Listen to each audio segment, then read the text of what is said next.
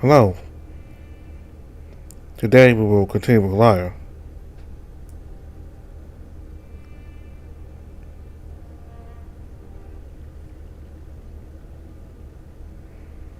It's been almost a week since I've woken up. The weather gets colder and colder every day. I find myself yearning for a warm bath every morning when I wake up. The past couple of days have been pretty relaxing to say the least. I've had plenty of time to work on preparations for the ball, and I've been taking it at a nice pace. Well, a pace that's nice for me at least. All I really have to do is make sure the resources are readily accessible and calculate the cost of everything. I mean, there's more to it than that, but that's the gist of it. I've been wondering around the castle with Lyre on my free time. Although I rarely allow myself free time, but every day I do take a break. He's been very good company the past couple of days, and he's been showing me around. I haven't gone to the sea yet, but I've been able to explore most of the castle. Lyre has managed to cause my inner child to break out as we laugh and joke while walking through the halls. It's funny how he's supposed to be my guard, yet so far he's been my glorified guide. I do appreciate the assurance though, and having someone there to keep me company and show me around is really nice. It's a good thing that we get along. I'd hate for this whole thing to be too professional. The other day he took me up to the tallest tower where he could see the entire city in fjord. His fur was blowing in the wind and he had that dreamy look in his eyes. I've spoken to Rainer a couple of times. I'm not too sure how I should feel about him. He's very kind and seems to have his wits about him. There's still something very intimidating about him though. At the beginning of every interaction with him, I start things out anxious, but then he manages to completely change the mood of the room. I guess he's just a big funny guy. I've ran into Angels a few times during the week. He hasn't really paid me much attention. He really hasn't paid me much mind aside from the occasional greeting. I honestly prefer it that way. But with the few interactions that we've had where it would have been extremely awkward if we didn't talk, it felt more like an interrogation. He's constantly asking me questions about Aaron. I have a feeling that he doesn't talk with people much. I also feel like the more I avoid him, the better. And then there's Leif. I haven't seen him much. I passed him in the hallway once and we had a chat that wasn't too interesting. He's probably busy with his own work. This makes me feel like I've been too relaxed lately. I should probably quiet down my work as well. And get out of the bath and turn off the water. I don't feel as sticky this time since I only use a bit of soap. Walking over to one of the benches, I grab a towel and begin to dry myself off. I run the cloth down my body and between my legs, making sure I get all the water off my body. It's very cold in here, and I know that it's even colder out there. I adjust myself and leave through the door. Immediately, the cold hits my face, and I start to speed back to my room. As the crisp fall azimuth and the sun is casting a warm hue on the trees below. My footsteps echo down the hall as I get closer to the door to my room. I reach the door, and when I open it, I'm blasted with the warm air from my room. When I enter the room, Lyre is leaning back in one of the padded chairs, rocking it on his back legs. I close the door behind me and lean against it. There's no fire. How is it so warm in here? Well, leans back in his chair. The castle is built above a hot spring. It's where we get the water for our plumbing.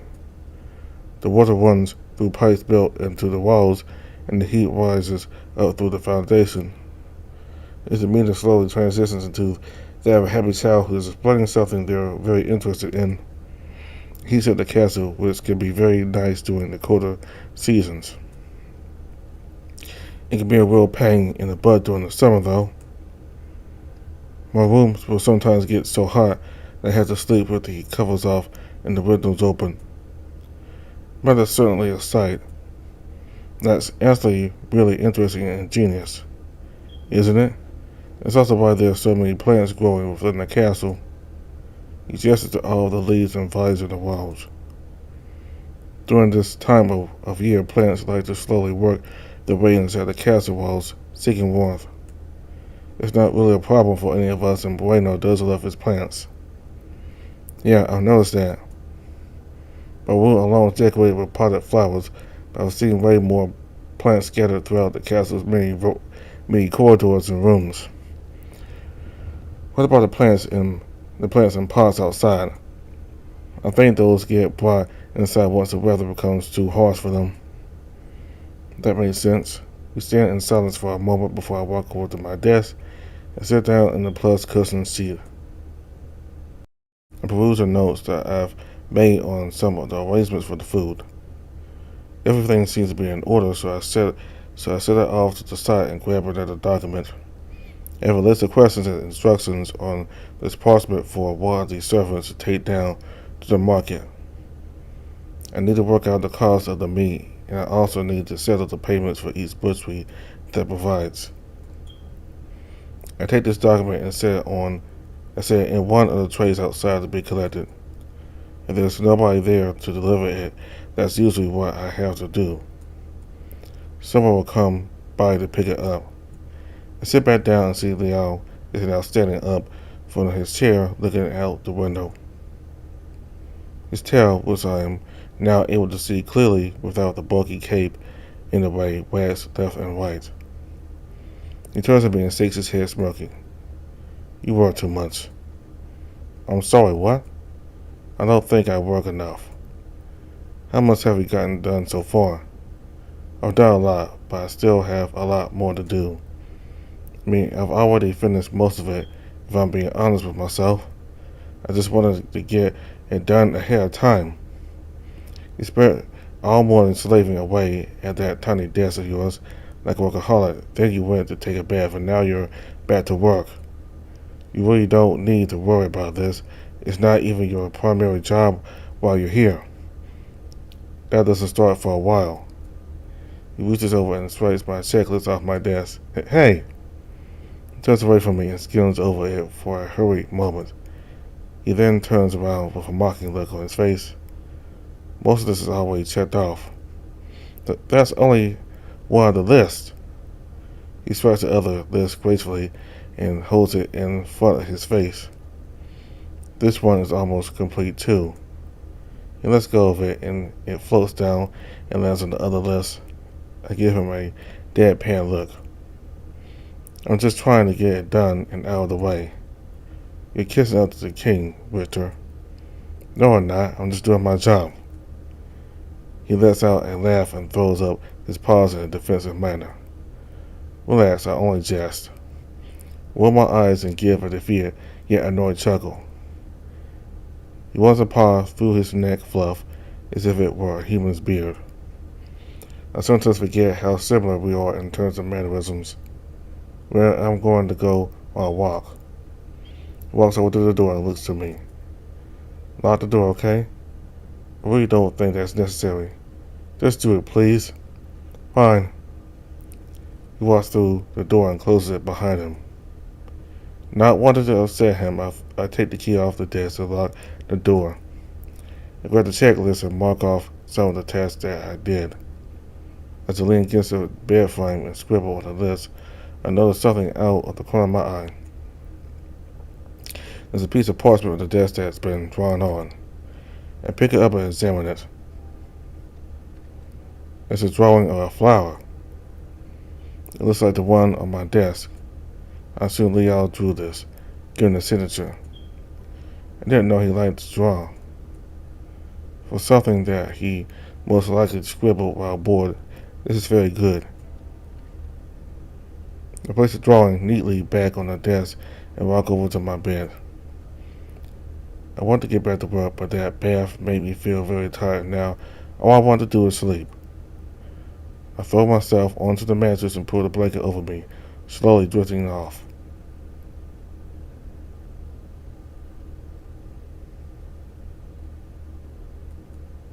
The hallway floor feels cold beneath my feet. I'm outside some room. It looks like the entrance to my room, but there's something different about it. It feels like some sort of twisted version of my room. There's no windows in the hallway, and I'm further into the castle. My hands don't feel like my hands either. I feel like a different person. I tried the door, but it's locked. There doesn't seem to be any other doors in sight. With this, I began to walk down the hall. There are no other doors from what I can see. The corridor just seems to stretch on endlessly. As I walk further and further down the dimly lit hall, I can feel chills running up and down my body. The temperature seems to drop with every step I take. My steps become a bit stumbled as the hallway starts to twist. I regain my balance and keep pushing forward. Am I going the wrong direction? Maybe supposed to go the other way? I don't really think turning back is the best idea, especially since I've come this so far. There's no turning back. Finally, I reach the end of the long and twisted corridor. There's a large archway that leads to a set of spiral stairs. I look behind me, and the hall is so twisted that further down the corridor, the floor is where the ceiling should be in relation to where I'm standing. There's something else. A figure is walking towards me from where I came. They are very far off, and I can't make out who they are from this distance. From my perspective, they're upside down. Or are they right side up? Either way, I'm curious and don't want to be alone in this odd situation, so I wait for them. After a few seconds, I realize that they aren't getting any closer. It's as if they're walking in place. Their presence starts to unnerve me, so I give up and step through the archway. I take my first step down the stairs, holding on to the banister. As I go on, I start to shake from the cold. My whole body is freezing. After it feels like I've descended about 3 floors, I come across a figure on the staircase. They're facing away from me with their hands behind their back. I want to move forward and approach the figure, but I'm frozen in place. My body wants to keep going. The figure moves. They begin to walk up the stairs backwards. First one foot, then the next. It's not like they are moving in reverse. The way they are moving looks like they are actually walking up the stairs backwards. I don't really have much time to contemplate this, however, as I find myself stumbling up the stairs. I don't know what is going on, but I have a very bad feeling about this. The figure starts to pick up the pace. Each of their footsteps loosely slap against the slab stone. I miss one of the steps on my way up and trip, barely making it far enough to gain distance. I turn around just in time to see the figure bend backwards and loom over me. Bye. I toss on the mattress, feeling like I was just jabbed in the sides. I hear a knock at the door, instantly mutter out a response in a confused and tired tone. Yes? Winter, please open the damn door. Muster my strength and rise out of bed, trying not to let all the blood rush to my head. Alright, I'm coming. I straighten out my clothes and quickly fix my hair. The key is laying on the desk where I left it. I pick it up and unlock the door. Val stands in the doorway, panting slightly, trying to catch his breath. Look, Adars is here. Huh? The ambassador from Drees, he's here. How long has he been here? About half an hour, I think. He was heading to the throne room with Raynor. I passed him in the hall while on my walk, and he asked me to come and get you. How long was I asleep? You were asleep? Yeah. I thought you were supposed to be working. I was working, I can't really think of excuses. I cut myself off in silent defeat while he smugly smirks at me. You were asleep for about 30 minutes, I wager. Tidy up and make yourself look a bit more presentable. I touched my forehead with my hand and realized I was sweating. Okay? That nightmare was incredibly bizarre. I've never really had cryptic nightmares like that before. I've been getting them a lot lately. Actually, they started after I got here. Why can't I go back to having nice dreams? I grab a towel from the dresser next to my bed and dunk it into a bowl of cold water. I run it over my face and around my neck. Then I straighten out my clothes and fix my hair. How do I look? Look great. Nice. He gets the door and holds it open for me. Thank you. You're very welcome, my lord. Please don't. I was pleased with how good the cold water from that towel felt on my face. Stepping out into the cool chill of the afternoon makes me regret doing it though. My face feels like it's going to freeze up and crack like porcelain. Follow me to the throne rooms this way. It leads me down a flight of stairs at the end of the hallway. I notice there are a lot of plants growing on the walls the further we go, and hear leaves crunching underneath my shoes. We're further away from the outdoor hallways and getting closer to inside the castle. It's a lot warmer. I enjoy the feeling of the fire coming from the torches above. Lyre turns the corner leading me down another hallway with a considerable amount of flowers and leaves adorning the walls. I assume the vitality fire coming from the torches is what's keeping these plants alive. I watch his large poofy tail switch back and forth as he walks ahead of me. He has a funny way of walking where he puts a lot of the movement in his arms and shoulders. What I see next is the most marvelous room I have ever laid eyes on. It's not much in terms of size, but it feels like something out of a dream. Large gold-tinted windows line the walls, casting light onto the floor. The entire hall is teeming with life. Patches of grass and plants are bursting out of the foundation, and golden flowers grow off of them like spots of sun.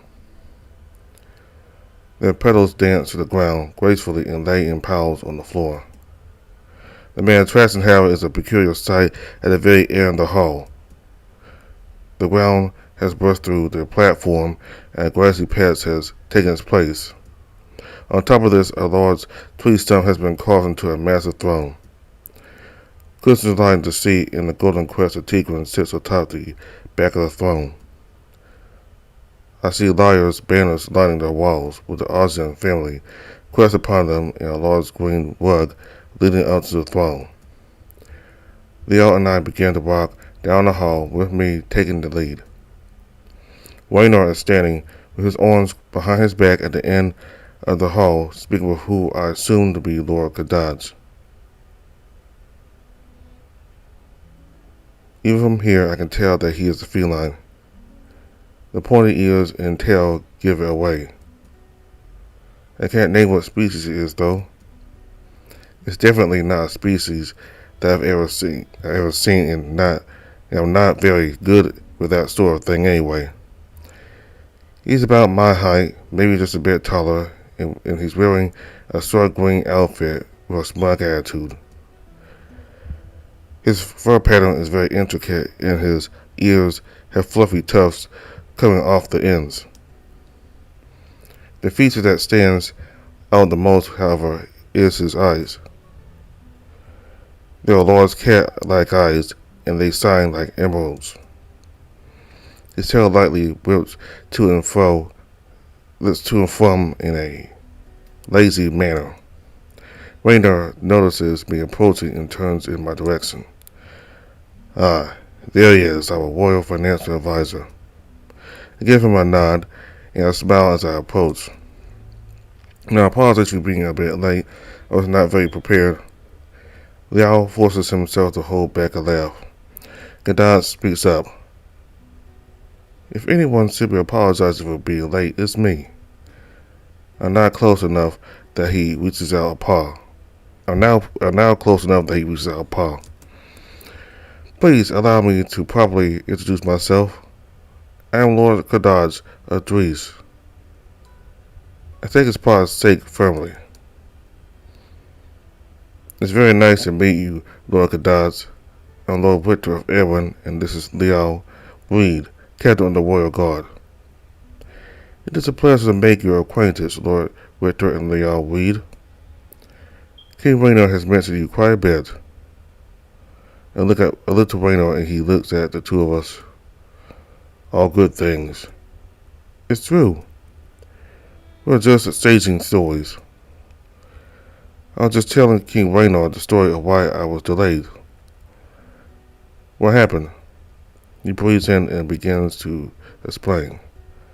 We're making our way through the canyon pass when we were set upon by bandits. My soldiers fought bravely, but we were out of our element and easily cornered. That sounds terrible. My men fought them off, but they stole our carriages and carts, riding off, leaving us stranded. There weren't too many casualties, thankfully, but we were stranded in the canyons with no food or water. It took us about a day and a half, but we finally came upon an outpost. I sent a letter to Dries and made sure the outpost would be compensated for the horses, carts, and supplies we borrowed. After that, we made it through the rest of the canyon pass and up through the northern one. He paused as we let this revelation sink in. Something needs to be done about those bandit groups south of the gate. It's bad enough that they prey on travelers, but now they're directly attacking royal officials. He turns to Kadaz and nods his head. Rest assured, I will do what I can to resolve this issue. My advisor and war minister is away on a sensitive diplomatic mission, and I estimate she will not return for a couple of weeks. If there's anything that I can do to help, please let me know. Thank you, but I believe that something like this would be conducted best with her here. The king's advisor? I was wondering why I hadn't met them yet. However, I trust that you will be able to handle the task that I have given you with care. Of course, Your Majesty, that's why I'm here. Here it comes. You can just call me Raynor. Bingo. As you wish. A silence falls over the golden hall, and before we let it get too awkward, I speak up. An ambulance wiped out half of my entourage. I was wounded for a couple of days. Really? Yes. That's a bit blunt. He's right. I should have went about that better. I'm not very good at telling stories. My apologies. I haven't really had the chance to tell anyone yet. How's that? Well, when you were knocked out for 4 days, everyone seemed to find out before you do. It takes him a moment, but Kadaz lets out a quick, loud laugh. You're very clever. He gives me a curt nod and a smile. Not many people tell me that, but when they do, I can't help but feel they're wrong. I'm just good with words, nothing more. Don't worry, I think that's even better. Thanks. I give him a smile and turn the light on. So this is the throne room? Raynor turns in the direction of the throne, biting his lip. Yes, this is my throne. It's a very handsome chair. Yes, but not as comfortable as one would think. Some say that it's the source of all life in the kingdom. Looks like it. I gesture around the room and out into the hall. Raynor chuckles. Yes, well, they also say that the water from deep under the ground is what gives this area life.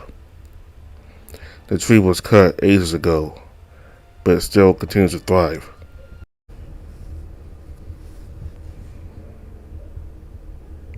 And yet it will never reach its true potential.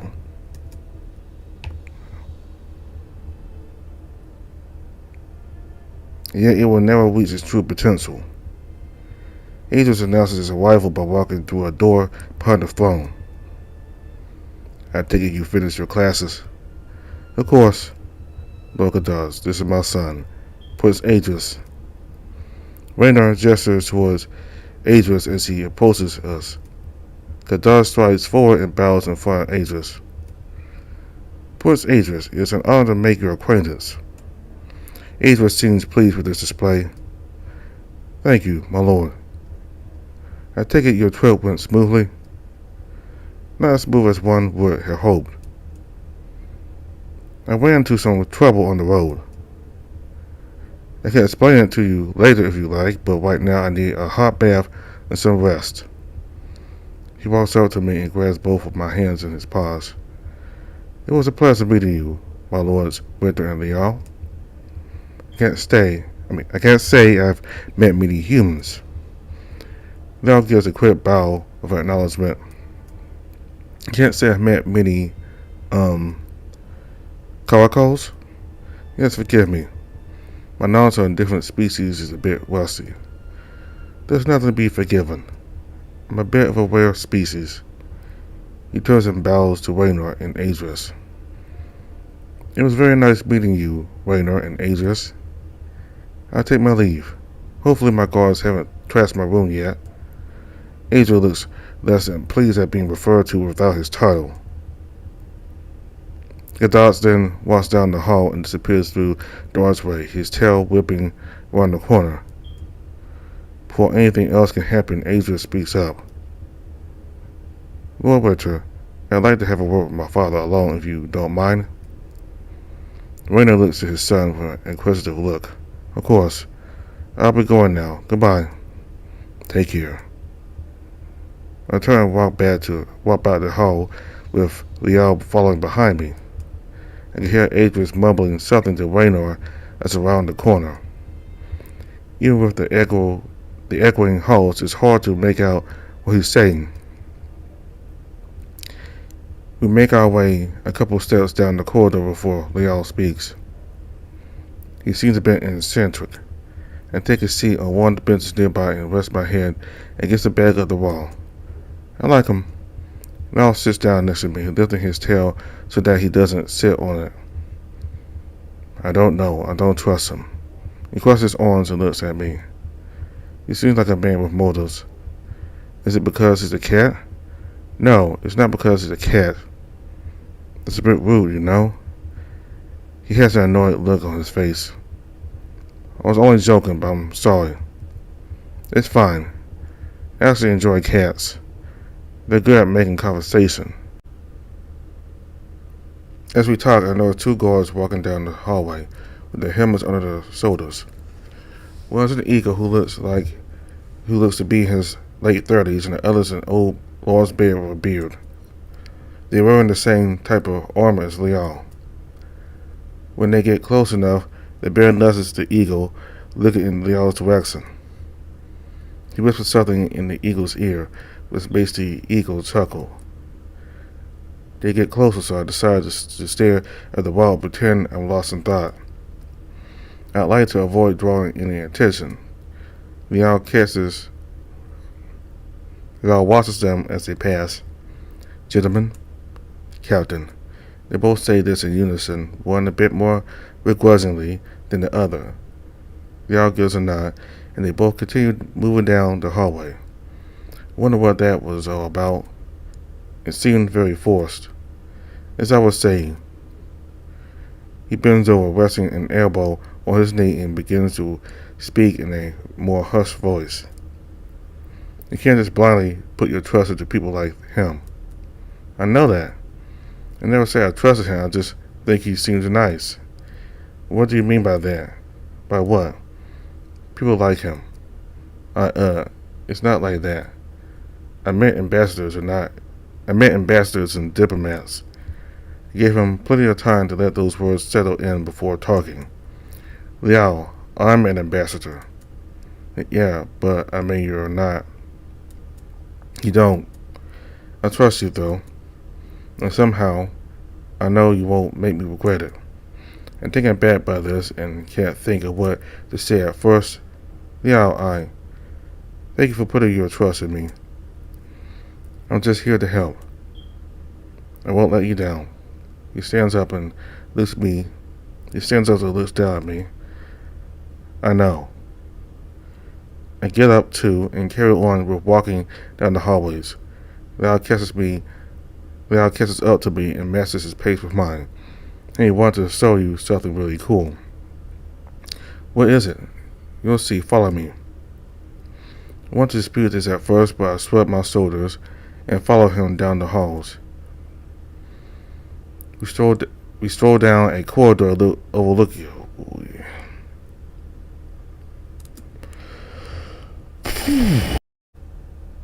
I want to dispute this at first, but I shrug my shoulders and follow him down the halls. We stroll down a corridor overlooking a courtyard, and up ahead there's an exit that leads outside. Lyre picks up his pace, practically speed walking. He reaches the archway and turns around, standing there, waiting for me to catch up. I reach the opening and look outside. Pretty, huh? The cold fall wind lightly whips my face, and I'm found staring at a beautiful garden. Smooth, round stones and berry bushes line the dirt path. Each berry is red and shiny, almost as big as cherry tomatoes. The entire garden is surrounded by stone walls and large, thick trees. This place feels more natural than most gardens, like a serene sanctuary. Birds chirp and wind blows through the trees, causing leaves to dance to the ground. Towards the center is a pond with a fruit tree. The fruit tree has round pink fruit growing on it. Some of the fruit has fallen to the ground next to the pond and at the base of the tree. The pond has a strange green glow to it, as if there are lights at the bottom. It's absolutely beautiful. Oh, wow. Welcome to my favorite place in the kingdom. It's beautiful out here. It's also a really nice day. The weather usually fares better this time of day. He's right, the cold isn't that bad under the soft, warm sunlight. I guess I should enjoy moments like this before the weather becomes too unbearable. Oh, here. I walk over to one of the berry bushes and pluck one of them. And he plucks one of them. Try one of these. Take the berry and put it in my mouth. I take a bite out of it and instantly it bursts with flavor in my mouth. It's not necessarily the best taste, but it feels good. The berry was cold, which is good because I like cold food. That was pretty good. A smile breaks out on his face and he pops a berry in his mouth. Yeah, they're really good. Brandon absolutely loves them. Really? Yeah. Sometimes he'll take walks through the gardens and pick berries to bring up to his room in a basket. They grow really fast, so we always have plenty. Also, all the fruit in the garden is unaffected by winter, so we don't have to worry about them. That's actually really cool. Now that he mentions that, I was wondering why the fruit was still on its trees. Especially since it snowed a couple times while I was here. Of course, it wasn't enough snow to be bad. It snows much more up in the mountains. Thinking about the snow in the mountains causes me to think of the avalanche. I try to push it out of my mind, but a horrible feeling begins to overwhelm me. What's wrong? It's nothing. My mind has just been racing lately. I don't know, sometimes I catch myself talking to people, but I'm not even paying attention to what I'm saying or what the other person is saying. Does that ever happen to you? Yeah, sometimes, but that's not what's bothering you, is it? How can you tell?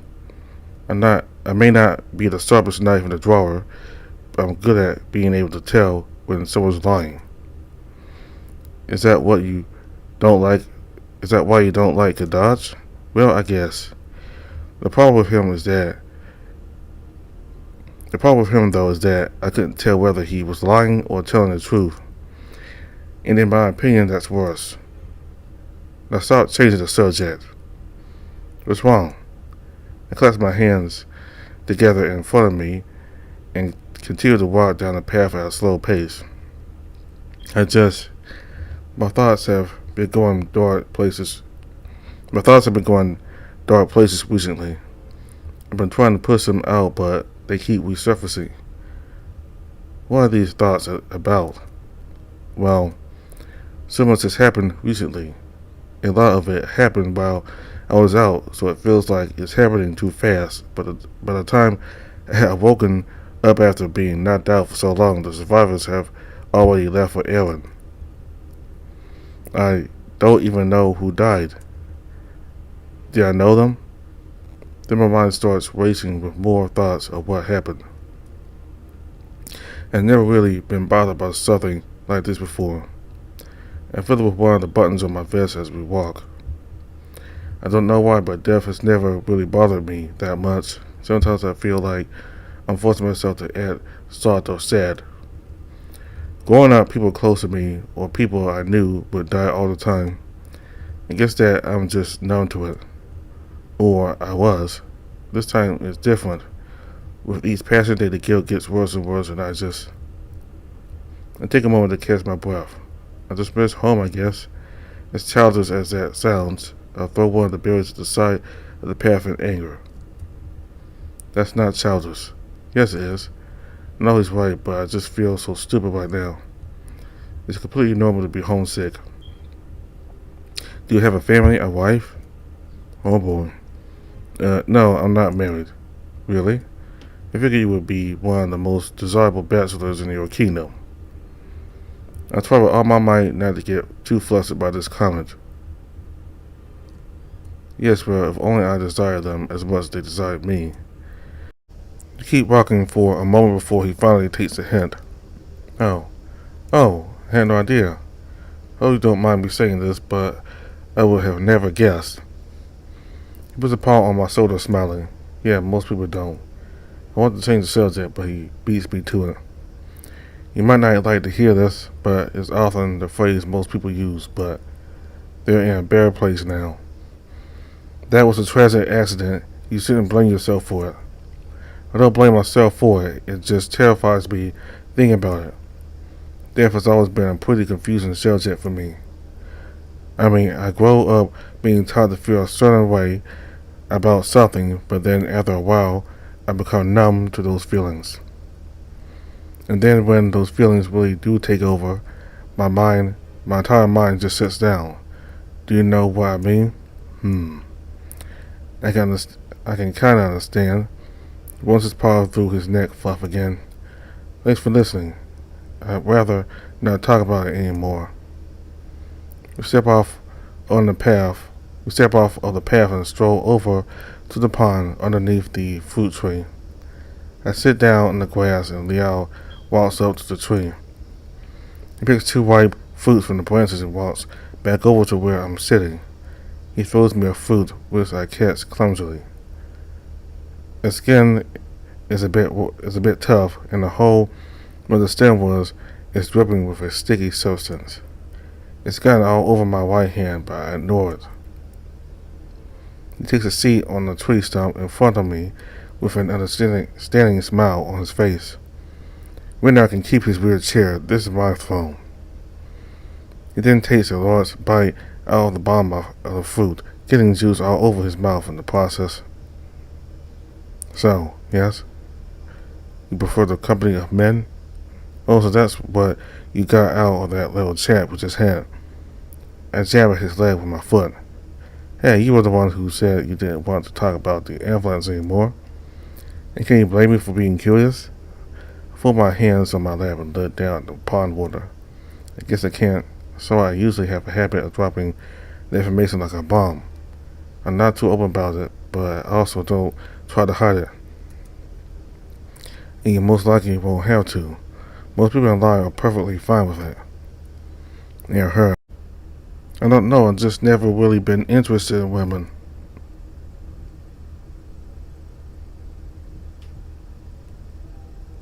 Neither have I. He shuffles his feet on the ground and looks at the fruit in his paws. Wait, really? Yeah, I mean, growing up, I thought I liked girls.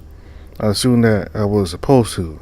Fool myself into thinking the feelings I had were right and that this was how it was supposed to be. But as I got older, I realized I felt more comfortable about men. Yeah, that's usually how it goes. I can't believe this is happening. I'm really happy to hear this, but also super nervous. Does he think I'm trying to make a move on him? Is he trying to make a move on me? My mind spirals out of control for a brief moment. It's been a problem for me in the past, but it doesn't bother me that much anymore. Yeah, I try not to let it bother me either.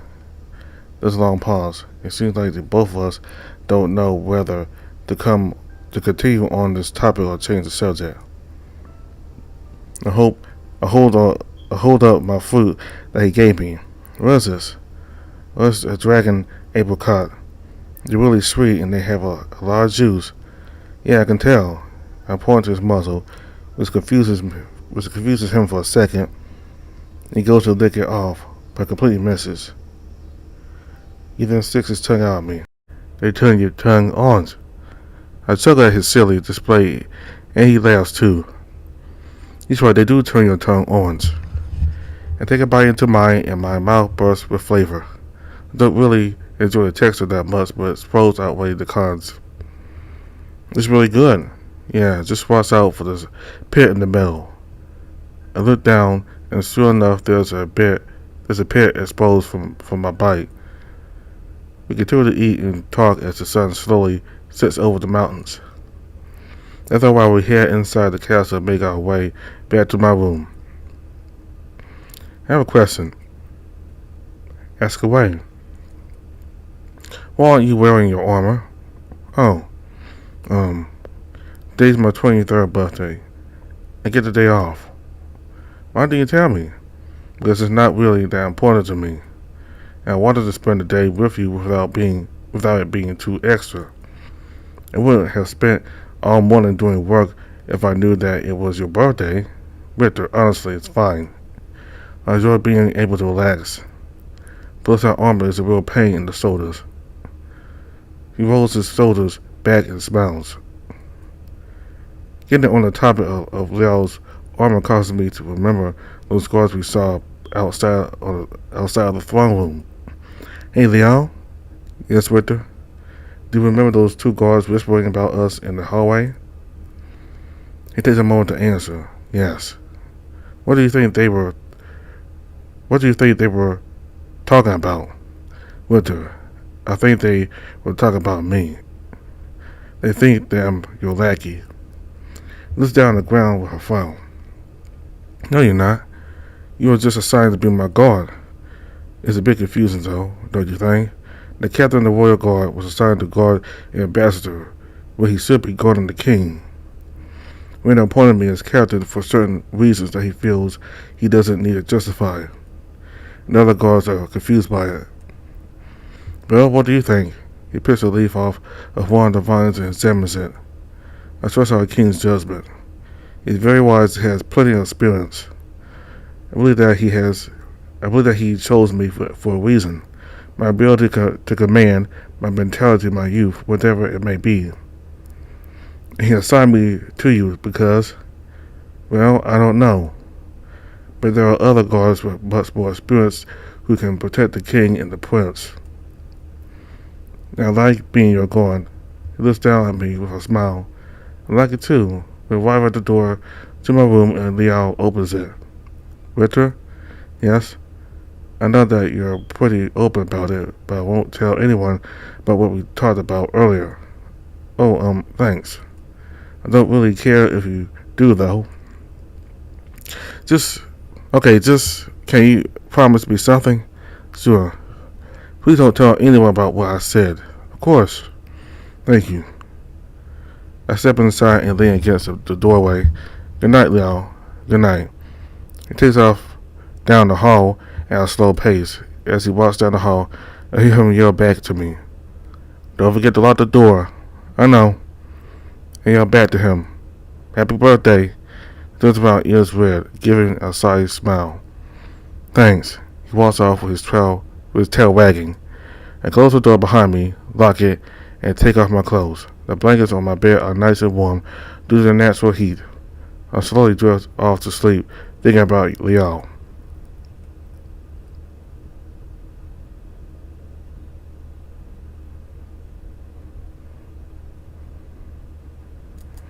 Stop here.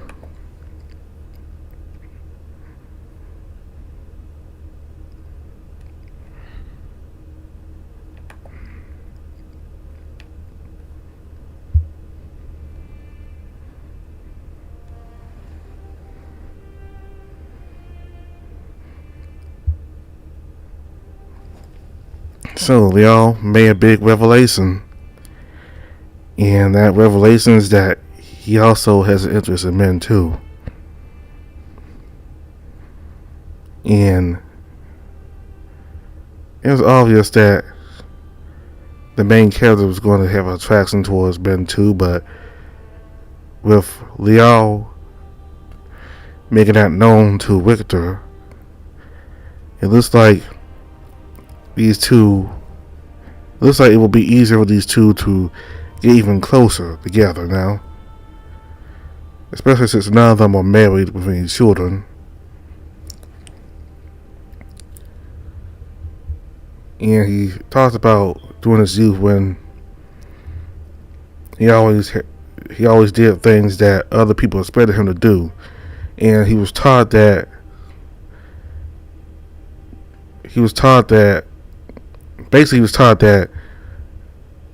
same-sex relations wasn't normal, because he said that he always thought that way because that's what he was told. And so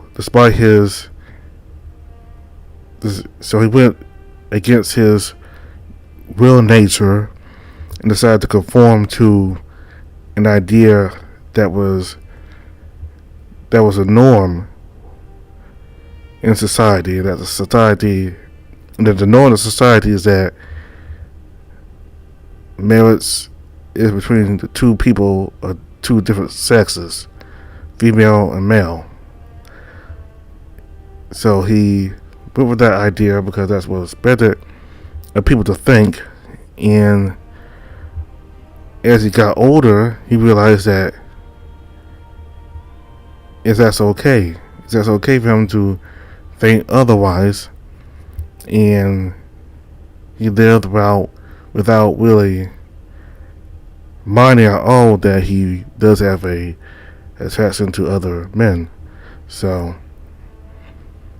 I guess as time went by, he kind of accepted it. He kind of accepted it and decided to just go about life accepting the fact that he is attracted to other men. So I think in some way they always believe that he met somebody who's also like him.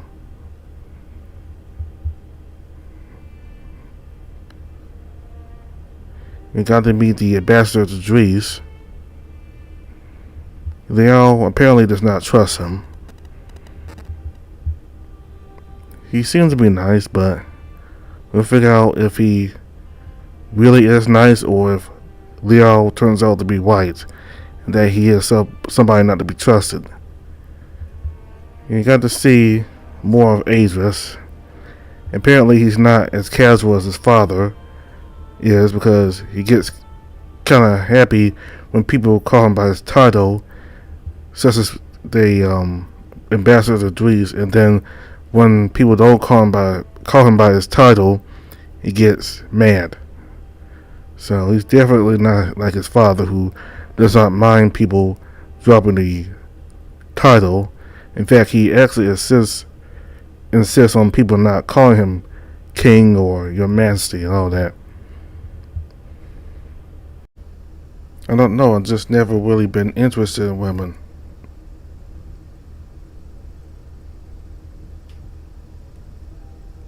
Neither have I. He shuffles his feet on the ground and looks at the fruit in his paws. Wait, really? Yeah, I mean, growing up, I thought I liked girls. I assumed that I was supposed to. Fool myself into thinking the feelings I had were right and that this was how it was supposed to be. But as I got older, I realized I felt more comfortable about men. Yeah, that's usually how it goes. I can't believe this is happening. I'm really happy to hear this, but also super nervous. Does he think I'm trying to make a move on him? Is he trying to make a move on me? My mind spirals out of control for a brief moment. It's been a problem for me in the past, but it doesn't bother me that much anymore. Yeah, I try not to let it bother me either. There's a long pause. It seems like the both of us don't know whether to continue on this topic or change the subject. I hold up my fruit that he gave me. What is this? Well, it's a dragon apricot. They're really sweet and they have a lot of juice. Yeah, I can tell. I point to his muzzle, which confuses him for a second. He goes to lick it off, but completely misses. He then sticks his tongue out at me.